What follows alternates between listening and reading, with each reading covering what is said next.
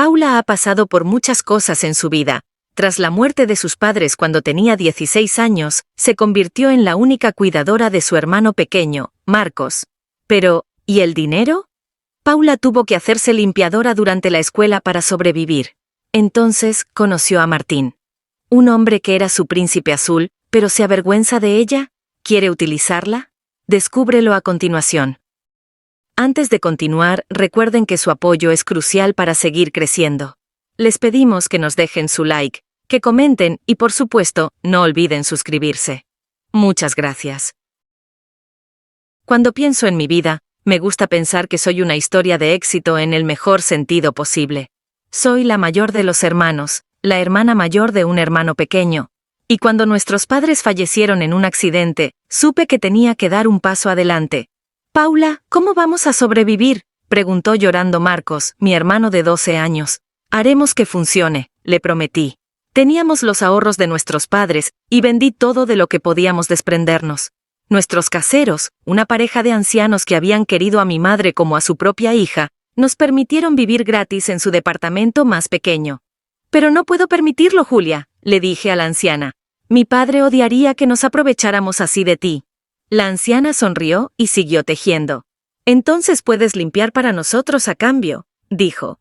2 veces a la semana quizá. Asentí. Podía hacerlo. Después de la escuela y los deberes, aún quedaban suficientes horas al día. Con el tiempo, ser limpiadora se convirtió en mi trabajo a tiempo parcial. Entre las horas después de clase y los fines de semana, era algo que me reportaba dinero. Pero siempre estás cansada, me dijo Marcos una mañana mientras nos servía tazones de cereales. Lo sé, coincidí. Pero así tenemos ingresos, así no tenemos que estresarnos demasiado. Yo ayudaré, dijo. Te ayudaré en lo que necesites, pero no me obligues a limpiar ningún baño. Durante el resto de mi vida escolar, tomé más de un empleo como limpiadora, y Marcos me ayudaba a pasar la aspiradora los fines de semana. Cuando terminé el instituto, seguí limpiando. Ahora que tenía más tiempo y una lista respetable de clientes, me resultaba más fácil entrar en las zonas más ricas, donde cobraba el doble. Estamos muy orgullosos de ti, Paula, dijo Julia una noche en que Marcos y yo cenamos con ella y Carlos. Pero tienes que empezar a pensar en lo que viene después, continuó. No puedes ser limpiadora el resto de tu vida. Al final decidí hacer un curso de psicología en la universidad pública para ampliar mi formación. Allí conocí a Martín, hace 3 años. Me sorprendió como un soplo de aire fresco, se apoderó de mi vida y me aseguró que a partir de entonces todo iría a mejor.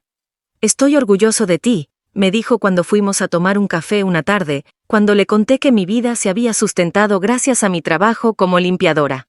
Al cabo de unos años, Martín me propuso matrimonio y sentí que se habían acabado las preocupaciones y las penurias de mi vida.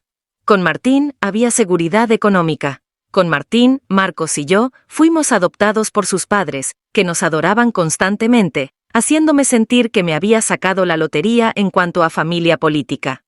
Son bastante buenos, Paula, coincidió Marcos cuando nos sentamos en nuestro piso a repasar todo lo que tenía que llevarme cuando me mudara. Cuidarán de ti, dijo, y te veré tan a menudo como pueda. Cuando me instalé en mi vida de casada, Martín no esperaba que trabajara. Has trabajado toda tu vida, me dijo. Tómate un tiempo libre, descansa, y cuando estés preparada, entonces quizá puedas pensar en estudiar o conseguir un trabajo. Al principio pensé que mi marido era sincero, y en muchos aspectos lo era. Asumí el papel de ama de casa obediente, asegurándome de que la casa estuviera impecable y de que la cena estuviera esperándolo cuando llegara a casa. Mis suegros fueron maravillosos. Brenda, la madre de Martín, pasaba mucho tiempo conmigo, enseñándome viejas recetas familiares y preguntándome sobre cualquier cosa extraña que hubiera encontrado durante mis años de limpieza. ¿Qué fue lo peor que viste, Paula?, preguntó Brenda. Había una vez una señora que guardaba un tarro de caramelos viejos. Hablo de caramelos muy, muy viejos. Los envoltorios estaban descoloridos. ¿Por qué los guardaba?, preguntó Brenda. Ni idea. Pero también había un hombre que quería que me quedara con el pelo del desagüe de su mujer. Tuve que sacarlo del desagüe, enjuagarlo y meterlo en una caja. ¡Qué asco!, se rió Brenda. Entonces entró Martín. ¿De qué se ríen?, preguntó cogiendo uvas del cuenco de la encimera. La antigua vida de Paula, dijo Brenda. Ha visto cosas muy raras. Basta, dijo Martín con firmeza. Eso pertenece al pasado. Voy a ducharme. Era la primera vez que mi marido desechaba la conversación. Se encendieron mis alarmas. Era posible que, a pesar de todo lo que Martín me había contado, en el fondo se sintiera avergonzado de mí. Lo dejé pasar. No había necesidad de darle vueltas a algo que podría haber sido un simple error de comunicación. Pero entonces llegó la cena que lo cambió todo. La cena de cumpleaños de Martín. El aire se llenó del zumbido de la conversación y el tintineo de las copas de todos los que nos reunimos para celebrar a mi marido. Siempre había sabido que los amigos de Martín eran de lo más diverso, pero la presencia de su amigo Antonio siempre me ponía los nervios de punta. A pesar de ello, esbocé una sonrisa en mi rostro, decidida a aprovechar al máximo la velada. Solo tienes que llegar al pastel, me dije. Cuando nos acomodamos en nuestros asientos, las risas y el parloteo a nuestro alrededor parecieron intensificarse. Odiaba que mi hermano no pudiera unirse a nosotros en la cena, ya que estaba de prácticas fuera de la ciudad. Estaba en medio de una conversación con Brenda, mordisqueando los palitos de pan que había preparado y estaban sobre la mesa, cuando la voz de Antonio se abrió paso entre el barullo. «Hombre, Martín, tu casa es genial, un lugar perfecto». Los ojos de Antonio recorrieron la habitación antes de posarse en Martín con una sonrisa burlona. «Tienes suerte, Martín. Todo esto y una esposa que lo mantiene todo ordenado. Oye, quizá Paula pueda venir a limpiar mi casa para mi cumpleaños. Es un completo desastre sin el toque de una mujer». La mesa estalló en carcajadas. Nadie rió más fuerte que Martín y su padre. Sentí un escalofrío que me recorría la espalda. Dirigí la mirada hacia Martín, esperando algún tipo de defensa por parte de mi marido. Pero lo que vino a continuación me dejó estupefacta. Martín, recostado en su silla, con la bebida en la mano, soltó una risita. «Bueno, ¿cuánto estás dispuesto a pagar?», preguntó a Antonio. «Creo que con $5 basta», dijo Antonio resoplando. Siguieron más risas. Puede que solo fuera una broma, pero parecía dirigida a mí. En medio del caos capté la mirada de mi suegra. Su expresión era severa, su decepción palpable. Me hizo un gesto sutil para que la acompañara a la cocina. «Y a propósito de eso», dijo, echando la silla hacia atrás, «creo que ha llegado la hora del pastel». Me excusé para seguir a Brenda a la cocina. «No puedo creerlo», dijo, con la voz temblorosa por la ira. «Sobre todo por Martín. Mi marido y yo no lo educamos para faltar al respeto a las mujeres, y mucho menos a su propia mujer». Cerró los ojos un momento, mientras yo bebía un sorbo de agua, mareada. Lo que dijo Antonio fue inaceptable, Paula. Y la reacción de Martín fue aún peor. Asentí con la cabeza, con mi propio enfado reflejando el suyo. Nunca esperé que Martín se riera sin más. No me avergonzaba mi pasado. Necesitaba encontrar una forma de sobrevivir, por Marcos y por mí misma. No había nada malo en tener un trabajo humilde. Era algo que Martín me había dicho al principio de nuestra relación, pero parecía que cuanto más tiempo pasábamos juntos, más se revelaban sus verdaderos colores.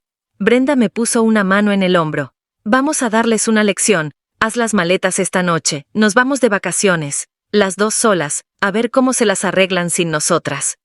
Me quedé de piedra, pero acepté.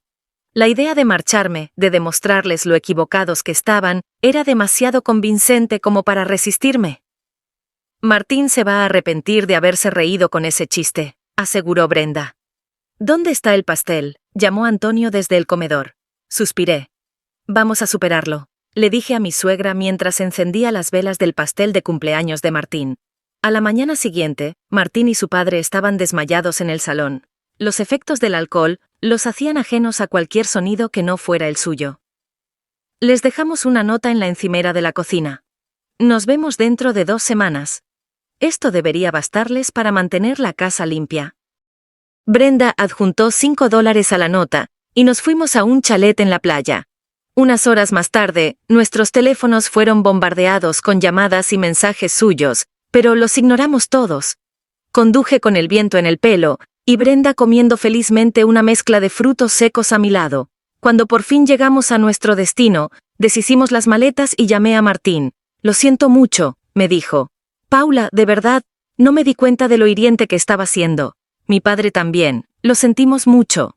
La voz de mi marido se quebró a través del teléfono. Hablaremos cuando volvamos, dije, con el sereno telón de fondo de la playa. A nuestro regreso, el espectáculo que nos recibió fue el que esperábamos, un absoluto caos. Pero en medio del desorden estaban Martín y su padre con ramos de flores en las manos y remordimiento en los ojos. Sus disculpas fueron sinceras, y las lecciones aprendidas se hicieron evidentes en su cambio de comportamiento. Empecé a fregar los platos que se habían amontonado en nuestra ausencia. «He hablado con Marcos», dijo Martín detrás de mí. «¿Sí?», pregunté. Sabía que habría llamado a mi hermano para ver si estaba con él, pero también sabía que tendría que explicarle lo ocurrido. «Me ha dicho que tengo una oportunidad más de arreglar las cosas contigo, o vendrá a buscarte él mismo».